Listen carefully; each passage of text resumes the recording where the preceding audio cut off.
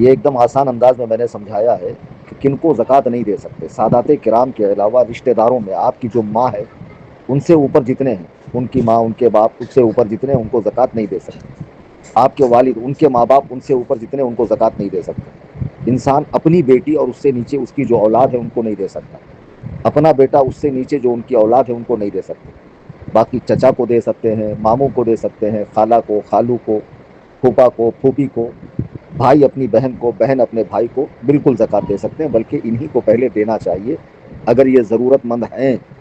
پھر اس کے بعد آپ کے محلے میں قریبی رشتہ دار جو سنی ہیں ان کو دیں، پھر اپنے شہر والوں کو دیں، اور کوئی عالم اگر مستحق زکوٰۃ ہے تو خاموشی کے ساتھ ان کی خدمت کریں۔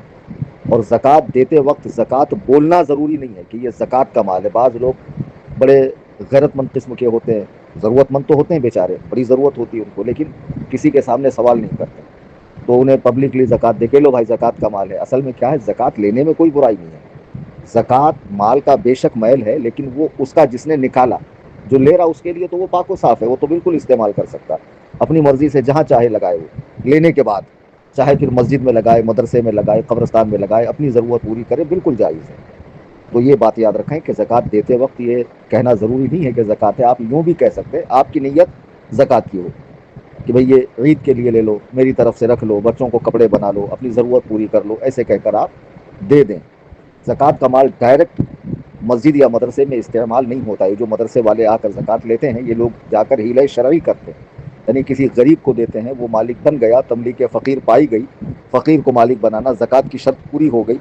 اب وہ جو اپنی طرف سے دے گا وہ مال زکوٰۃ نہیں ہے، اب وہ مدرسے میں مدرسین کی تنخواہ پر، طلباء کے کھانے پینے پر، تعمیری کام پر، یہاں تک کہ وہ پیسہ مساجد کی تعمیر، قبرستان کی تعمیر، لائبریری وغیرہ تمام دینی کاموں سے ہو سکتے ہیں۔ یہ چند ضروری باتیں میں نے عرض کی، یہ بیسک ہے ایک دم۔ زکوٰۃ کس کو نہیں دے سکتے ہیں اور کس کو دے سکتے ہیں۔ جن کو نہیں دے سکتے وہ میں نے امیج میں لکھا ہے، اور جن کو دے سکتے ہیں ان کو میں نے وائس میں بتایا ہے۔ پھر بھی کوئی مسئلہ سمجھ میں نہ آئے، آپ پوچھنا چاہتے ہیں تو مجھے 9820672770 پر میسج کر کے صرف رمضان سے ریلیٹڈ مسئلہ پوچھے، ادر مسئلے میں ابھی نہیں بتاؤں گا، رمضان کے بعد بتاؤں گا۔ اور زیادہ سے زیادہ چینل سے لوگوں کو جوڑے تاکہ وہ بھی علم دین حاصل کریں۔ خدا حافظ، فی امان اللہ۔